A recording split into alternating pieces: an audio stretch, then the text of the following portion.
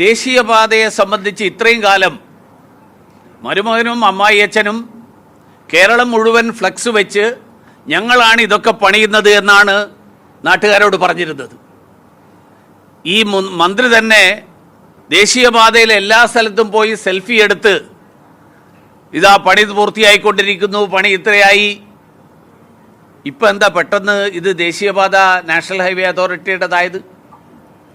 അപ്പോൾ കഴിഞ്ഞ കാലങ്ങളിൽ പറഞ്ഞിരുന്നത് ഉപേക്ഷിച്ചോ, അപ്പോൾ ഇനി ദേശീയപാത ഞങ്ങളുടേതല്ല കേന്ദ്ര സർക്കാരിൻ്റെതാണെന്ന് അംഗീകരിക്കുമോ?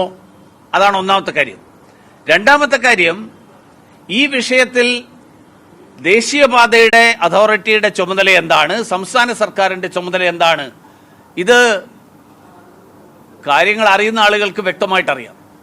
അലൈൻമെന്റ് ഉൾപ്പെടെയുള്ള മുഴുവൻ കാര്യങ്ങളും സംസ്ഥാന സർക്കാർ ഭൂമി ഏറ്റെടുത്ത് കൊടുത്തു കഴിഞ്ഞതിന് ശേഷം അവിടെ പണി നടത്തുക എന്നുള്ള ഉത്തരവാദിത്തമാണ് ദേശീയപാത അതോറിറ്റിയുടേത്.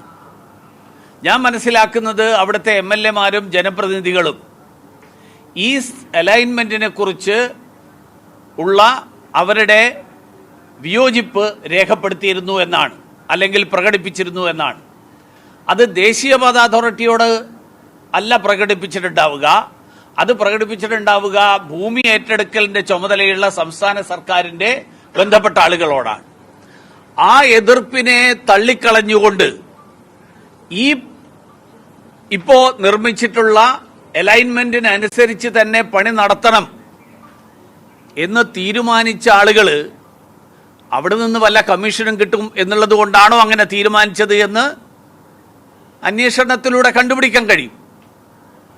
അപ്പോൾ അതുകൊണ്ട് എനിക്ക് ആവശ്യപ്പെടാനുള്ളത്, സംസ്ഥാന സർക്കാർ ഈ അലൈൻമെന്റ് തീരുമാനിക്കുമ്പോൾ എന്തുകൊണ്ട് ഈ കാര്യങ്ങൾ പരിഗണിച്ചില്ല?